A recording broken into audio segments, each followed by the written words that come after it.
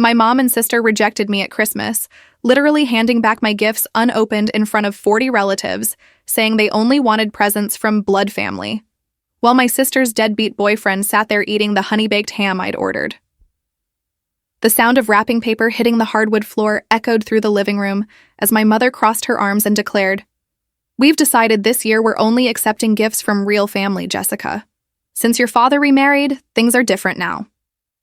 The Christmas tree lights seemed to dim as every conversation in the room stopped, 40 pairs of eyes watching as I stood there holding the designer handbag I'd bought for my sister, the same sister whose mortgage I'd been paying for 3 years.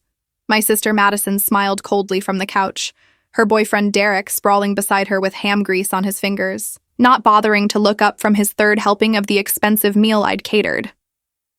"Mom's right," Madison said, examining her manicured nails with theatrical indifference.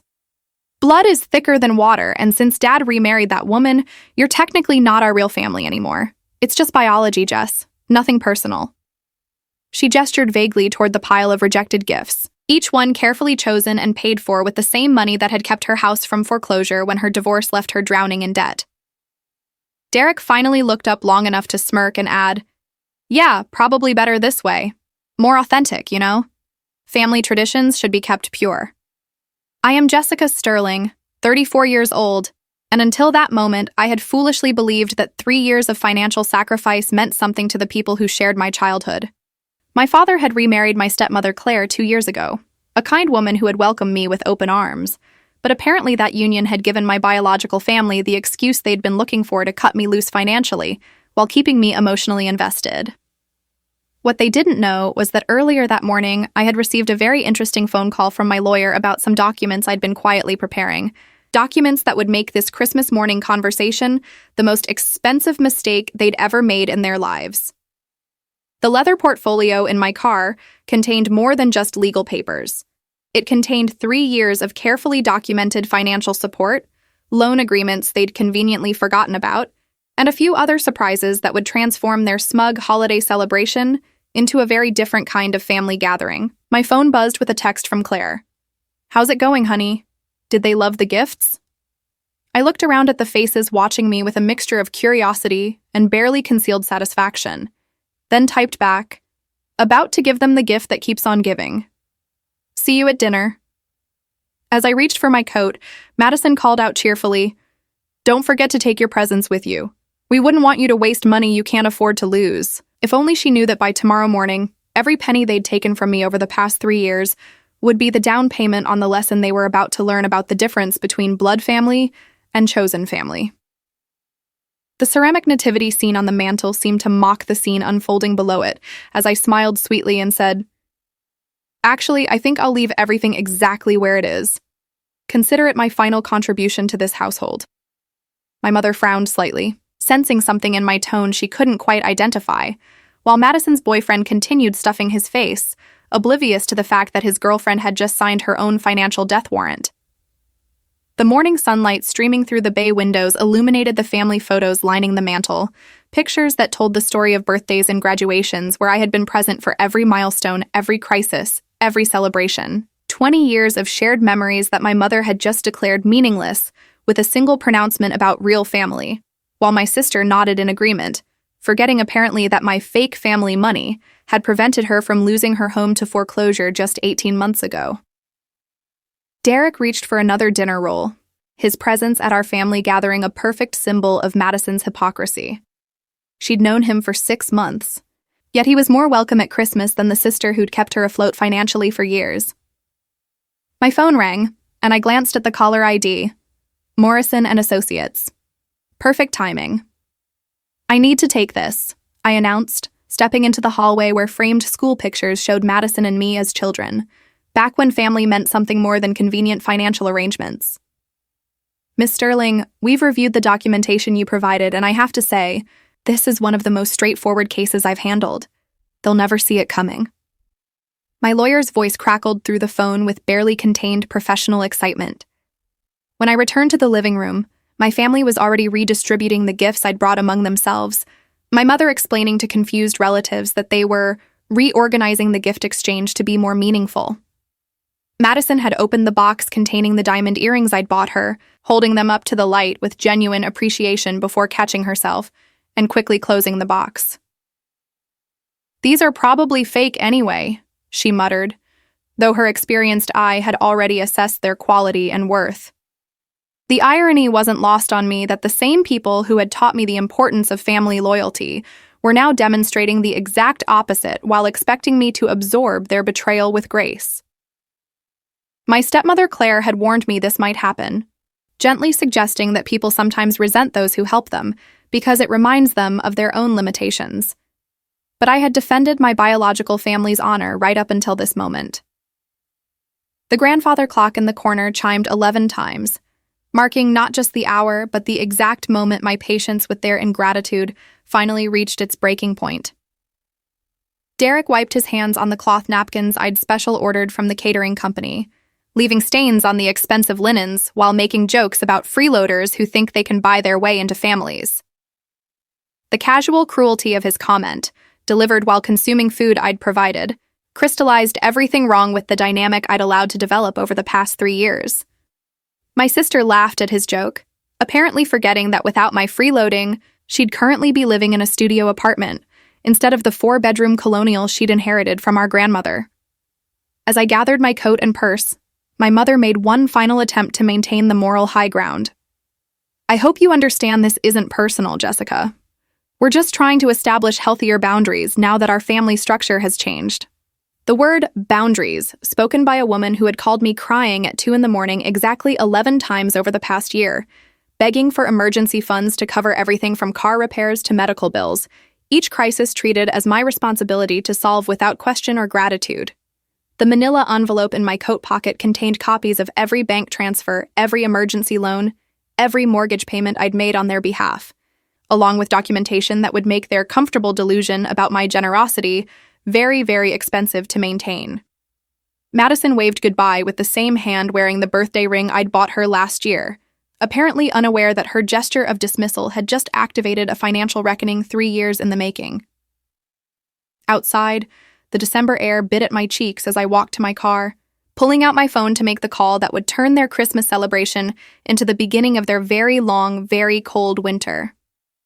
Behind me, through the window, I could see them already dividing up the expensive catered food among relatives, my absence apparently making their holiday feast even more enjoyable now that they didn't have to pretend gratitude for my contributions. The first call I made from my car was to Morrison & Associates, confirming that all the paperwork was ready for immediate filing. "The demand letters will be served tomorrow morning," my lawyer assured me, his voice carrying the satisfaction of someone who'd spent weeks preparing an airtight case. 3 years of mortgage payments, emergency loans, car repairs, medical bills, Christmas gifts, vacation funds. They owe you $237,000 with interest, and we have every transaction documented. The second call went to my stepmother Claire, who'd been preparing our real Christmas dinner at Dad's house, completely unaware of the drama unfolding across town. "They did what?" Claire's voice rose in disbelief when I explained the morning's events. "Jessica, your father is going to be furious. He specifically told me he was worried they were taking advantage of your generosity." The irony wasn't lost on me that my stepmother of 2 years showed more genuine concern for my well-being than the biological family I'd been subsidizing since Madison's messy divorce. "Come home, sweetheart. Let's figure out our next move together." Home. It was interesting how Claire's house felt more like home than the one I'd just left, where my childhood memories were apparently worth less than their need to exclude me. By the time I reached Dad and Claire's house, my phone was buzzing with confused texts from relatives who'd witnessed the gift rejection. My cousin Sarah wrote, "What the hell was that about? Your mom and Madison looked like they planned this ahead of time." Another text from my Uncle Mark, "Did I miss something? Why did they give you back your presents?" But the most telling message came from my Aunt Linda, Mom's own sister. "I've never been more embarrassed by family behavior in my life. That was calculated cruelty, and everyone saw it." Dad was waiting in the driveway when I pulled up, his face a mask of controlled fury that I recognized from my childhood whenever someone had treated his family unfairly. "Your mother called?" he said without preamble, his voice tight with barely contained anger. "She wanted to explain their new family boundaries. I told her she could explain it to my lawyers instead." Claire appeared behind him, still wearing her Christmas apron, her face soft with sympathy and something else, determination. "We've been talking, honey, and we think it's time your biological family learned some consequences for their choices." Inside their warmly lit kitchen, surrounded by the smell of actual Christmas dinner being prepared with love rather than obligation, I pulled out my phone and showed them the documentation my lawyer had prepared. Every penny, every emergency, every crisis I've solved for them over the past 3 years, I explained, scrolling through transaction after transaction. The mortgage payments alone total $147,000. Then there's the car Madison totaled, the medical bills Mom couldn't cover, the vacation to Disney World they took last summer while claiming they were broke. Claire poured coffee while Dad reviewed the financial records, his accountant's eye quickly grasping the magnitude of my family's exploitation. "Jessica, this isn't generosity anymore. This is financial abuse," he said quietly. "They've been treating you like a personal ATM while systematically excluding you from family decisions and now family celebrations." The kitchen timer chimed, and Claire pulled a perfect turkey from the oven, the contrast between this genuine family meal and the catered performance I'd left behind hitting me with unexpected force. My phone rang again, this time Madison's number appearing on the screen. "Don't answer it," Dad advised, but curiosity got the better of me. "Jess?" Madison's voice was slightly slurred, probably from the expensive wine I'd brought that they'd apparently decided was acceptable to consume while rejecting the gift. "Some of the relatives are asking weird questions about money stuff. Did you say something to them?" The audacity of her calling to manage the narrative even after publicly humiliating me was breathtaking. "I didn't need to say anything, Madison. 40 people watching you hand back unopened gifts while eating food I paid for pretty much spoke for itself." The silence on her end stretched long enough that I wondered if she'd hung up. Then she came back with the defensive tone I'd grown to recognize whenever her behavior was questioned. "Look, we talked about this as a family, and we decided it was healthier to keep things separate now. You have your new family with Dad and Claire, so we thought you'd understand the casual cruelty of reducing 3 years of financial sacrifice to keeping things separate, while simultaneously benefiting from my support, crystallized my resolve." "You're absolutely right, Madison. Separation sounds perfect. You'll be hearing from my lawyers tomorrow about exactly how separate things are going to become." This time she did hang up, leaving me staring at the phone while Dad and Claire exchanged meaningful glances across the kitchen island. "What exactly did your lawyers prepare?" Claire asked gently, refilling my coffee cup with the kind of automatic care that spoke to genuine affection rather than obligation. The contrast between her treatment and my mother's calculated rejection made the morning's events feel even more surreal. "Demand letters for full repayment of all loans and financial support, with 30 days to respond before we file civil suits for recovery plus interest and damages," I explained, surprising myself with how good it felt to say the words out loud. Dad leaned back in his chair, a slow smile spreading across his face. "You know what I'm proudest of? That you documented everything. Most people in your situation would have no recourse because they treated family help as gifts rather than loans." He was right. I'd learned from watching his business practices to always maintain clear records, even with family. Especially with family, as it turned out. The beautiful thing about legal documentation is that intention matters less than what can be proven in court. My phone buzzed with a text from Derek of all people. "Your sister is freaking out about some lawyer thing. What did you do?" The fact that Madison's boyfriend felt entitled to demand explanations from me after participating in my humiliation was almost funny. I showed the text to Claire, who shook her head in disbelief. The audacity of these people is truly something to behold. They humiliate you publicly, then demand you explain yourself when consequences appear. Another text arrived, this one from my mother. "Jessica, let's talk like adults. Some family members are concerned about misunderstandings from this morning." The careful phrasing was classic Mom, reframing their calculated cruelty as a misunderstanding, while positioning herself as the reasonable adult trying to resolve conflict I had presumably created. 20 years too late for adult conversations, Mom, I replied, then blocked her number before she could respond with more manipulation, disguised as reconciliation. The afternoon sun slanted through Claire's kitchen windows as we prepared vegetables for dinner, the normalcy of family cooperation a stark contrast to the morning's performance. You know what's interesting? Claire mused while chopping carrots.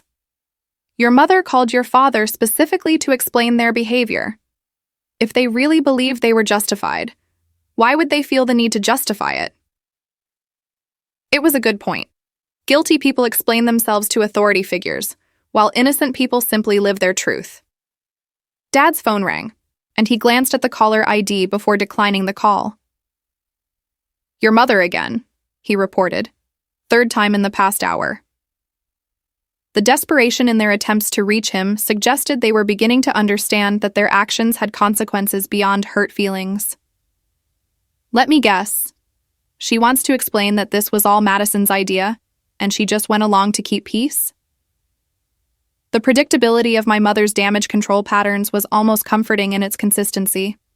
As evening approached, my phone continued buzzing with calls and texts from relatives, most expressing confusion and disapproval of the morning's events. My cousin Mike called directly.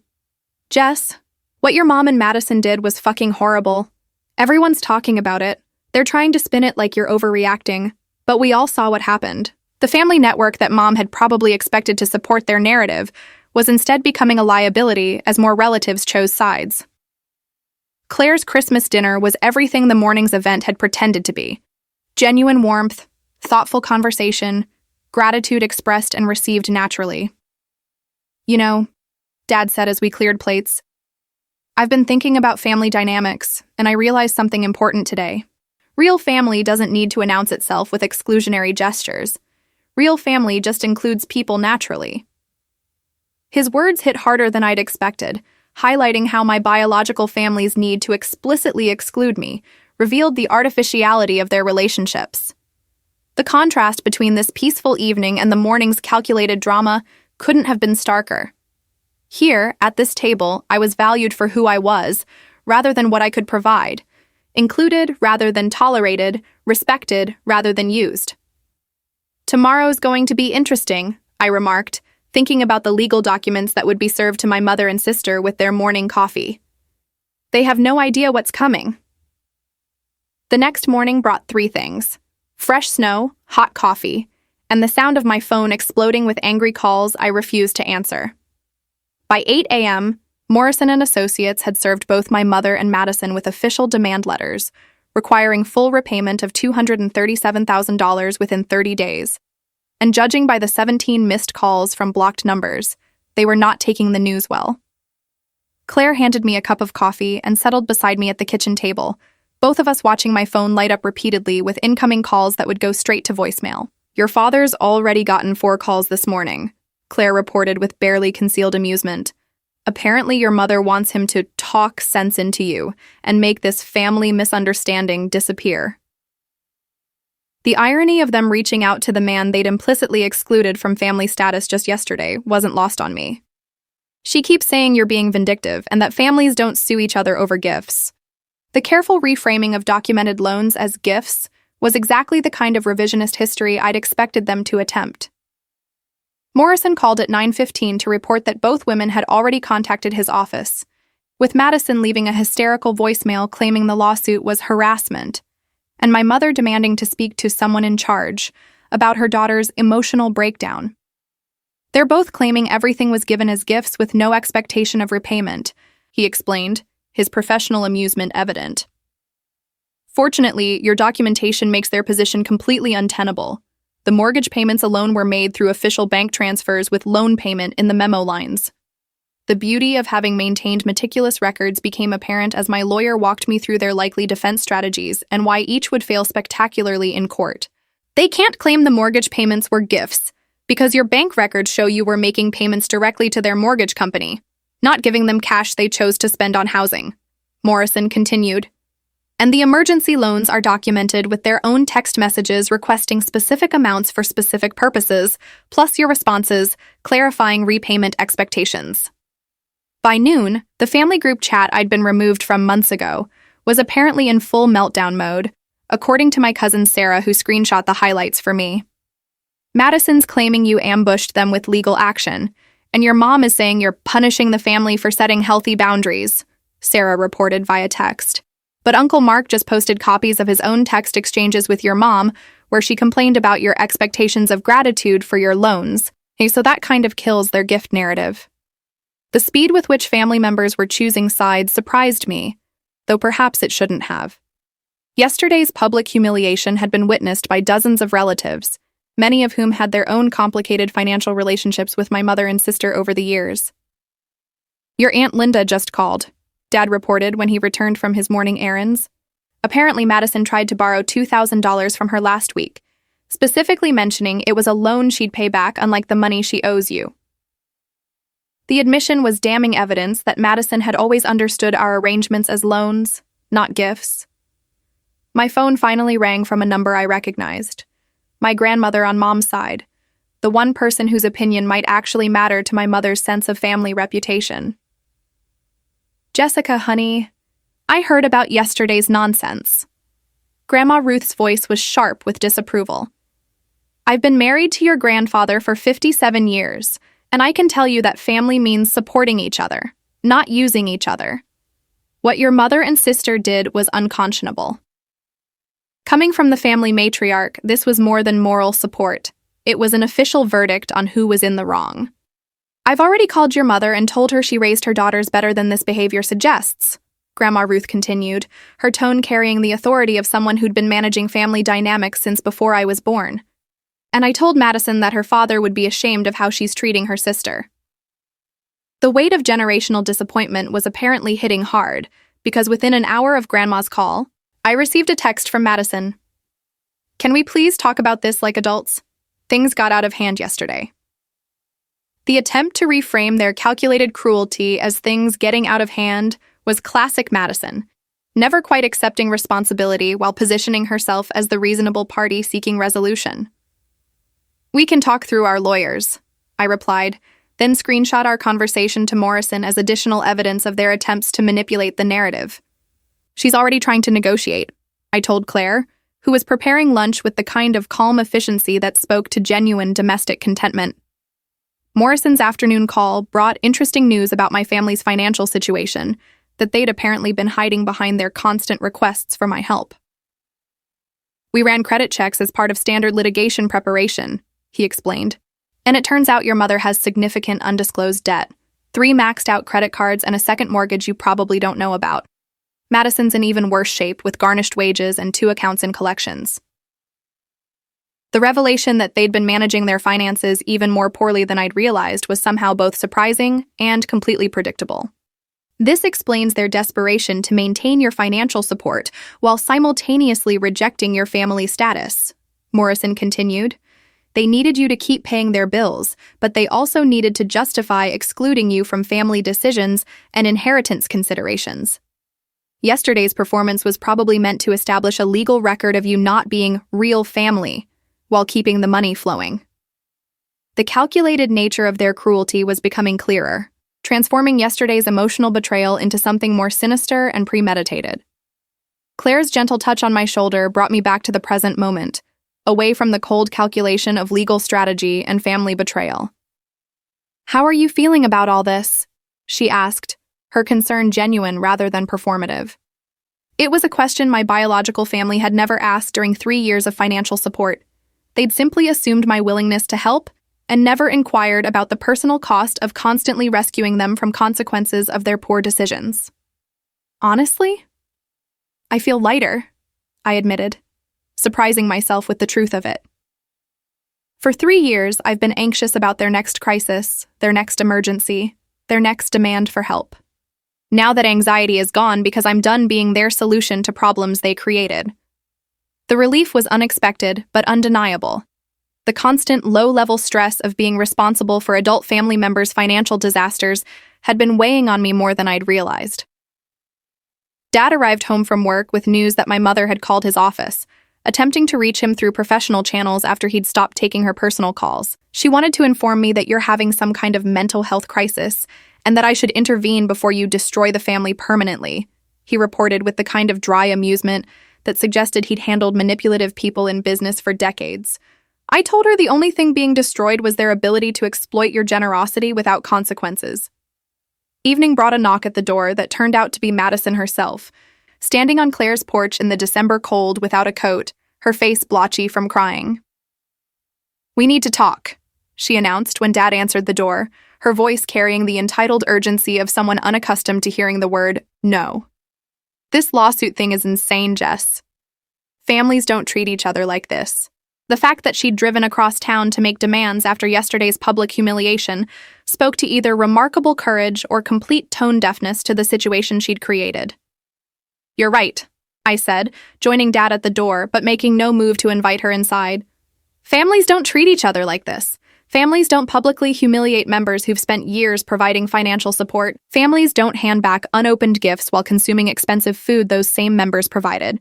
You're absolutely correct that families don't treat each other this way." The logic trap was simple but effective. Either she'd have to admit their behavior was wrong, or concede that we weren't actually family, which was exactly what they'd declared yesterday. Madison's face cycled through several emotions as she processed the implications of her own words, landing eventually on the same defensive anger that had characterized our phone conversation the day before. "You're being vindictive and you know it," she accused, crossing her arms against the cold. "One bad day doesn't justify destroying relationships." The reframing of 3 years of financial abuse as one bad day was impressive in its audacity, though not unexpected from someone who'd spent our entire lives avoiding accountability for her choices. "The relationship was destroyed yesterday when you decided I wasn't real family," I replied calmly. "I'm just making the financial arrangements match the relationship status you declared. If I'm not real family, then family financial obligations don't apply. It's actually quite logical." Dad moved slightly closer, his protective instincts clearly activated by Madison's increasingly aggressive tone, while Claire appeared in the background with the kind of quiet support that spoke to genuine care. Madison's desperation became a living thing over the next 2 weeks, manifesting in increasingly frantic attempts to avoid the financial reckoning she'd triggered. She started showing up at my workplace, cornering my colleagues to explain that I was having a breakdown and needed intervention from people who understood our family dynamic. Her performance was so unhinged that building security eventually banned her from the premises after she screamed at my assistant that I was destroying Christmas for her children. Children who'd never met me because Madison had deemed me an inappropriate influence months earlier. The irony of her sudden concern for family relationships wasn't lost on anyone who'd witnessed her theatrical gift rejection, especially when security cameras from my office building captured her vandalizing my car in the parking garage. "She keyed bitch into your driver's side door," the security guard reported with professional sympathy. "We've got it on video if you want to press charges." The criminal damage added another legal dimension to our situation, though Morrison advised that her desperation was actually helping our civil case by demonstrating her awareness of financial consequences.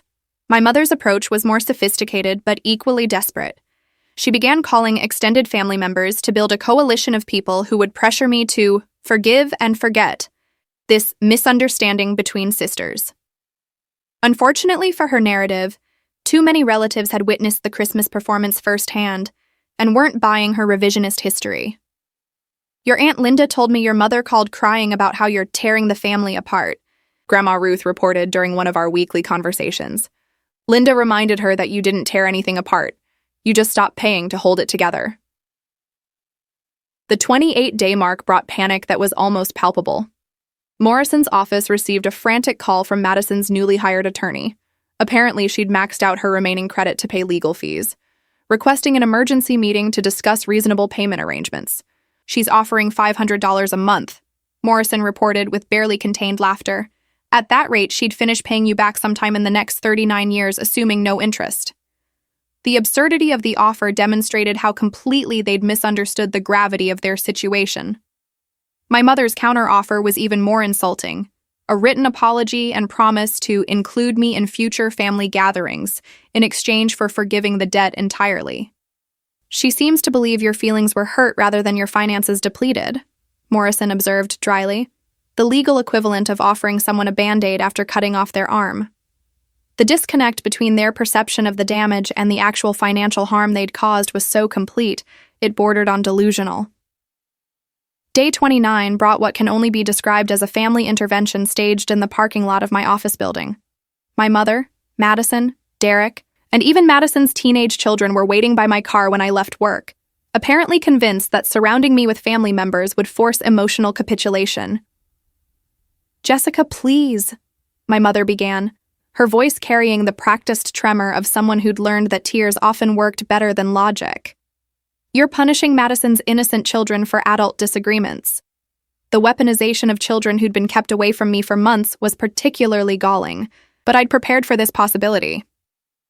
"Madison's children aren't being punished," I replied calmly, pulling out my phone to record the conversation. "They're learning that actions have consequences when adults make poor financial decisions. That's actually a valuable life lesson." Madison's face went red as she realized I was documenting their ambush, but Derek stepped forward with the kind of masculine posturing that suggested he'd been drinking. "You think you're so fucking smart with your lawyers and your documents?" Derek slurred, moving uncomfortably close to my personal space. "But family is family, and you're destroying kids' lives because your feelings got hurt." The irony of being lectured about family values by someone who'd participated in my public humiliation while eating food I'd provided was almost too perfect to be real. "Officer Martinez," I said into my phone, speed dialing the direct number for the police contact Morrison had provided. "I need assistance with harassment and possible assault in the city center parking garage." The mention of police transformed the family intervention into scattered retreat within seconds. Madison grabbed her children and hustled them toward her car while my mother attempted to salvage the situation with promises of family meetings and professional mediation. Derek, however, was too drunk and too invested in his masculine display to recognize the tactical withdrawal happening around him. "You can't call the cops on family," he announced loudly, apparently unaware that his girlfriend had just declared me non-family 2 weeks earlier. "You're absolutely right," I agreed pleasantly. "I can't call the cops on family." Fortunately, Madison explained very clearly on Christmas that I'm not real family, so this is just me calling police on strangers who are harassing me in a parking garage. The logical consistency was beautiful in its simplicity. They couldn't have it both ways, claiming family status when convenient while rejecting it when accountability appeared. Officer Martinez arrived within minutes, his presence immediately sobering Derek and prompting my mother to attempt her grandmotherly persona on a professional who'd probably seen every manipulation tactic in existence. "Officer, this is just a family disagreement," she explained with practiced innocence. "My daughter is upset about Christmas and we're trying to work things out." The careful omission of the financial lawsuit and harassment campaign was exactly the kind of selective truth-telling I'd grown to expect from her. "Ma'am, your daughter called because strangers were harassing her in a parking garage," Officer Martinez replied with professional neutrality. "Are you claiming to be family with Miss Sterling?" The question created an interesting dilemma. Claiming family status would contradict their Christmas declaration, but denying it would validate my position that they had no standing to demand emotional consideration for their financial obligations. My mother's face cycled through several expressions as she processed the logical trap, eventually settling on wounded confusion. "Of course we're family. Jessica is my daughter. This is all just a misunderstanding that got out of hand." The backpedaling was immediate and complete, erasing 2 weeks of arguments about real family and blood relationships in favor of conventional family claims now that police involvement made their position uncomfortable. "Interesting," I said, pulling out my phone to replay the recording I'd made of their Christmas gift rejection. "Because 2 weeks ago, you specifically stated that I wasn't real family and that you only wanted gifts from blood relatives. Officer Martinez, would you like to hear the audio?" The existence of documented evidence transformed their narrative from family misunderstanding to something more concerning, a pattern of manipulation and harassment following financial demands. Derek's attempt to leave was halted by Officer Martinez's professional interest in his behavior during our conversation. "Sir, the complaint mentions possible assault. Were you making threats toward Miss Sterling?" The question prompted Derek to look around for support that was no longer there. Madison had already loaded her children in the car, and my mother was focused on damage control rather than defending her daughter's boyfriend. "I didn't threaten anybody," Derek protested, though his earlier comments about destroying kids' lives and his aggressive positioning suggested otherwise. "I was just trying to talk sense into someone who's suing innocent family members." The fact that he positioned himself as the reasonable party, while admitting to confronting someone over legal proceedings they had every right to pursue, demonstrated a fundamental misunderstanding of how law enforcement views harassment campaigns. Officer Martinez's report would become useful evidence for Morrison's case, documenting the escalating harassment that had followed our legal demands. Miss Sterling, do you want to press charges for the parking lot incident, or just have this documented as harassment? The question was almost academic. The documentation alone was valuable, and criminal charges would only complicate our civil case timeline. Documentation for now, I decided. But I want restraining orders if this harassment continues. The threat of legal protection sent my mother into another round of tearful explanations about family healing and Christmas forgiveness, apparently unaware that her performance was being noted by an officer who'd probably handled dozens of similar family financial disputes. As they finally retreated to their cars, Madison rolled down her window for one final attempt at emotional manipulation. I hope you're happy, Jess. You've officially destroyed Christmas for my kids. The accusation might have carried more weight if she hadn't spent the past year explaining why those same kids couldn't visit their aunt because of my negative influence on family dynamics. Day 30 arrived with the precision of a court-ordered deadline, bringing Morrison's call at exactly 9 a.m. with news that neither my mother nor Madison had responded to our demand letters with payment arrangements, counteroffers, or even acknowledgement of the debt. Radio silence is actually the worst possible response, Morrison explained cheerfully. It demonstrates willful disregard for legal obligations and strengthens our position for punitive damages. Within 2 hours, we'd filed civil suits against both women for full debt recovery plus interest, legal fees, and damages for emotional distress caused by their harassment campaign. The courthouse filing triggered an immediate response that revealed just how desperate their financial situation had become. Madison's attorney called Morrison's office within 3 hours, no longer offering token monthly payments but requesting an emergency hearing to prevent wage garnishment that would render his client homeless. My mother's response was even more telling. She attempted to declare bankruptcy that same afternoon, apparently unaware that recent luxury purchases and deliberate debt transfers to avoid legal obligations would make her filing suspicious to federal oversight. Your mother's bankruptcy filing lists a Caribbean vacation from last month and designer handbag purchases totaling $3,000 in the week before our lawsuit was filed, Morrison reported with professional satisfaction. She's also transferred the title of her car to your sister and moved money between accounts in ways that suggest deliberate asset hiding. The bankruptcy court is going to have serious questions about her financial honesty. The pattern of luxury spending followed by strategic poverty claims was exactly the kind of financial manipulation courts were designed to catch. By week 2 of active litigation, the family network my mother had tried to rally for emotional support was turning against them as more financial details became public record. Court filings revealed that Madison had been borrowing money from relatives while portraying herself as a struggling single mother, when in reality she'd been using those funds to maintain a lifestyle that included regular spa treatments and expensive dinners out. Your cousin Mike called, Dad reported. Turns out Madison owes him $4,000 she borrowed for kids' school supplies that apparently went toward a weekend in Vegas with Derek. The web of lies and hidden debt was unraveling faster than my family could manage the narrative damage. My Aunt Linda discovered that my mother had forged her signature on a loan application using Linda's house as collateral, a federal crime that carried serious prison time. She's been using family members as unwitting co-signers for months, Morrison explained when Linda's attorney contacted our office. Your Christmas gift rejection might have saved her from becoming another victim of your mother's financial fraud. Madison's desperation reached new heights when she attempted to claim my father as a witness to our gift agreements, apparently forgetting that he'd been excluded from family financial discussions for 2 years and had extensive documentation proving my mother had specifically told him the money was loans. She actually called my office, pretending to be my assistant, trying to schedule a meeting to clarify testimony, Dad reported with amazement. When my real assistant caught her, Madison claimed it was just a misunderstanding and hung up. The harassment campaign escalated when Derek decided that intimidation might succeed where legal maneuvering had failed. He began following me home from work, parking outside my apartment building, and leaving voicemails that started as pleas for family reconciliation, but quickly devolved into threats about what happens to people who destroy families. Morrison's motion for emergency restraining orders was approved within 24 hours after we submitted Derek's recorded messages to the court. Mr. Derek Walsh has been ordered to stay at least 500 feet away from you, your residence, and your workplace, Officer Martinez explained when serving the protective order.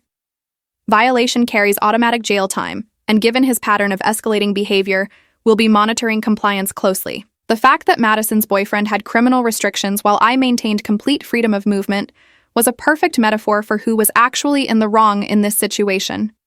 3 weeks into litigation brought the discovery phase, where Morrison's team could legally demand documentation of my family's finances for the past 5 years. The results were even worse than we'd anticipated. Your mother has been running a small-scale pyramid scheme through family relationships, Morrison reported after reviewing bank records and loan applications. She borrows from one family member to pay another, always claiming temporary emergencies while actually funding a lifestyle she can't afford. Madison's financial records revealed something even more damaging to their narrative. Regular deposits from online gambling accounts totaling over $30,000 in the past year, suggesting her struggling single mother persona was a complete fabrication. She's been winning money gambling and hiding it from court records while claiming poverty, Morrison explained. That's fraud, perjury, and contempt of court all in one convenient package. The systematic deception was so comprehensive it suggested deliberate criminal intent rather than simple poor judgment. The gambling revelation triggered additional investigations that uncovered Madison's involvement in an illegal online poker ring that had been laundering money through fake family emergency loans. She's been using your legitimate financial support to cover losses from illegal gambling debts, Morrison's investigator reported. Your loans weren't helping a struggling family. They were funding organized crime activities. The discovery transformed our civil case into evidence for potential federal charges. My mother's bankruptcy filing collapsed when forensic accountants discovered she'd hidden assets in fictitious business accounts and transferred property to accomplices to avoid debt obligations. She's facing criminal charges for bankruptcy fraud, tax evasion, and wire fraud, Morrison reported with satisfaction. The federal prosecutor handling her case called it one of the most blatant attempts at financial manipulation he's seen this year. The woman who'd lectured me about family loyalty was now facing federal prison time for systematic fraud.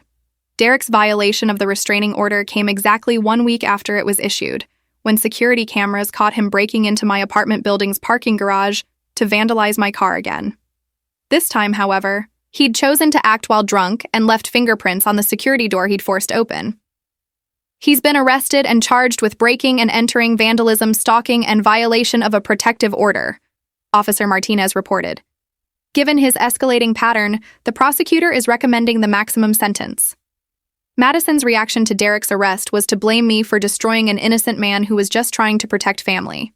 The fact that she considered criminal harassment and property destruction to be protecting family demonstrated how completely disconnected from reality their worldview had become. She's been calling the prosecutor's office, claiming Derek was entrapped into violating the restraining order, Morrison reported with amazement. Apparently, she believes you forced him to break into your building and vandalize your car by existing.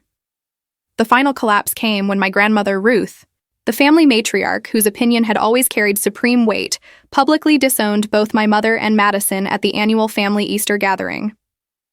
I've spent 57 years building this family's reputation, she announced to the assembled relatives, and I won't watch it be destroyed by thieves and liars who happen to share our name. The moral authority of someone who'd never owed money she couldn't pay carried devastating weight with relatives who'd been questioning their loyalties. Within 24 hours of Grandma Ruth's declaration, extended family members began calling Morrison's office to volunteer testimony about my mother and Madison's financial manipulation tactics over the years. Your cousin Sarah wants to testify about Madison's fake cancer fundraiser from 2 years ago, Morrison reported. Your Aunt Linda is providing documentation of the forged loan applications. Even your mother's own sister is offering evidence about the pyramid scheme. The coalition my mother had tried to build was now testifying against her. The surrender came on a Tuesday morning in April, exactly 96 days after their Christmas gift rejection triggered this financial reckoning. Madison's attorney called Morrison requesting an emergency meeting to discuss unconditional surrender terms, while my mother's legal team simply stopped returning phone calls after she was indicted on federal charges. They're offering to liquidate everything, houses, cars, jewelry, bank accounts, to satisfy the debt judgment, Morrison reported, plus public apologies and admission of wrongdoing.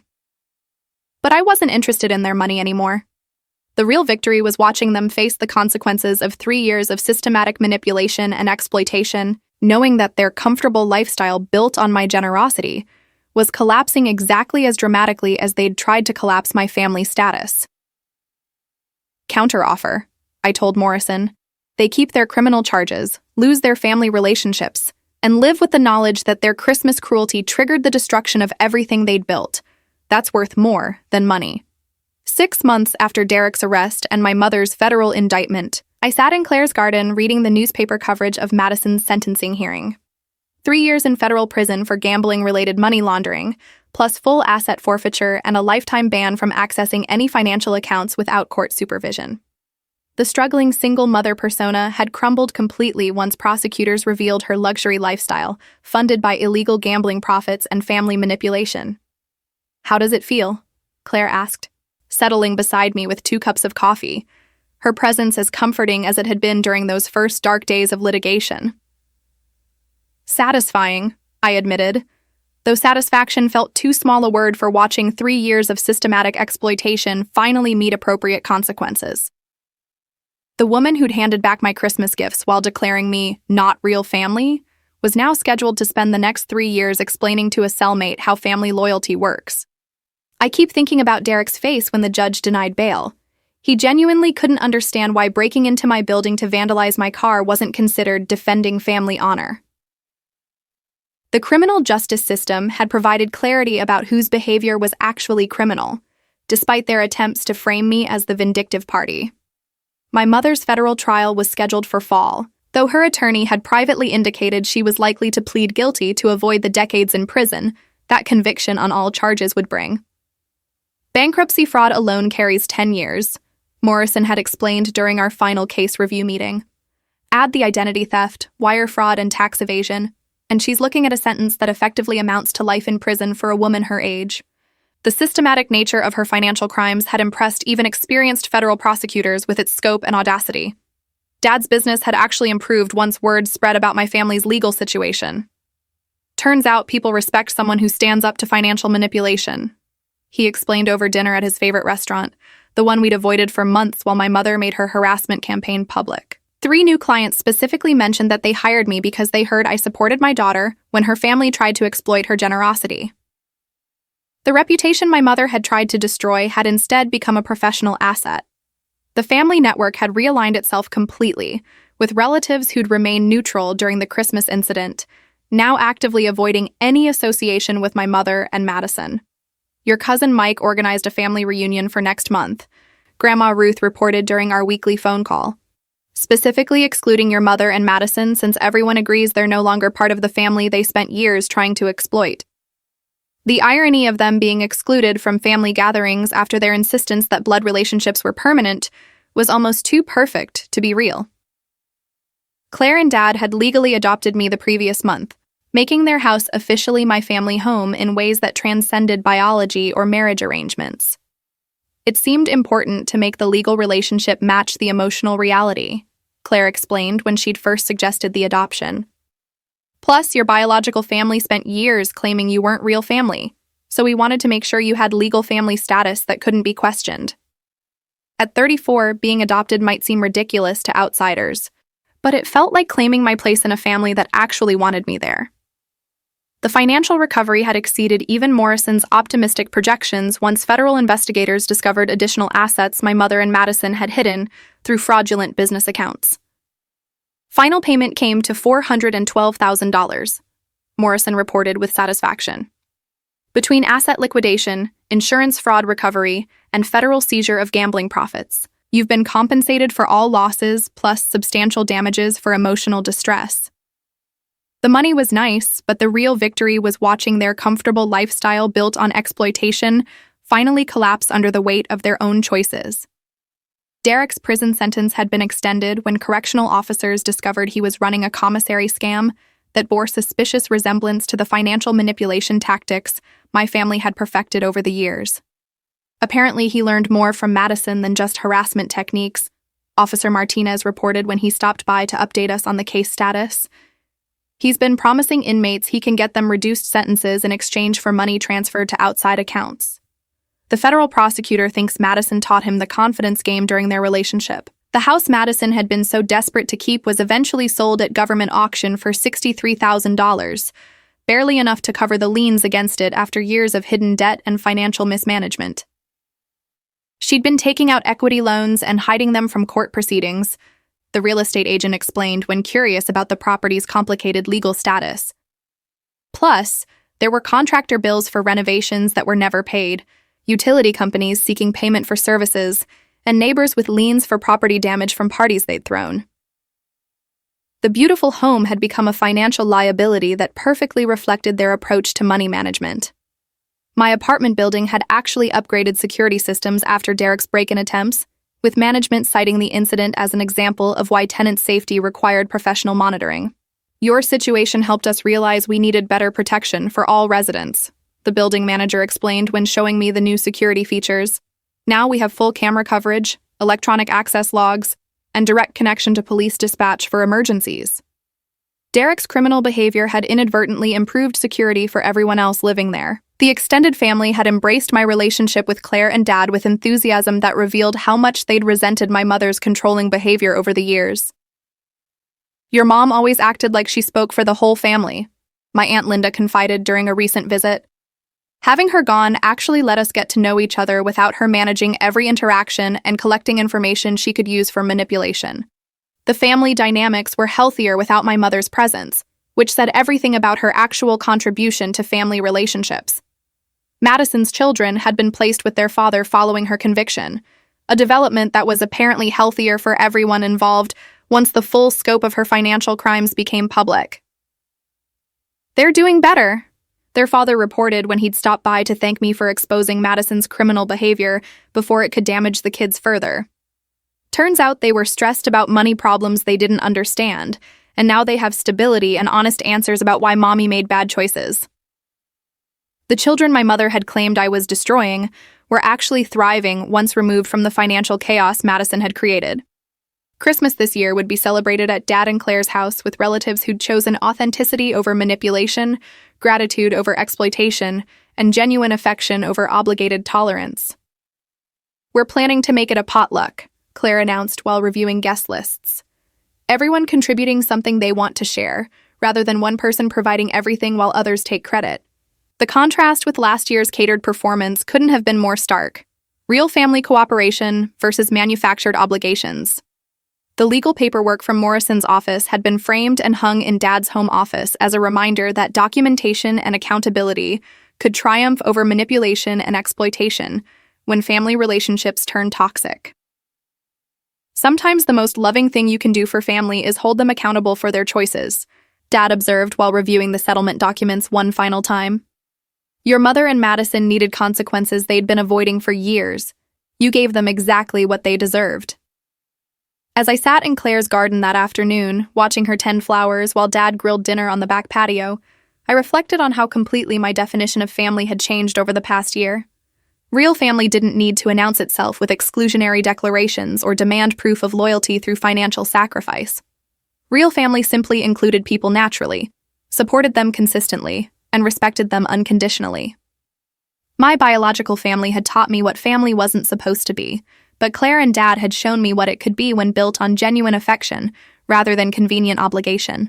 The sound of Derek's prison sentence being extended would fade from memory, but the lesson about consequences lasting long after choices were made would remain forever.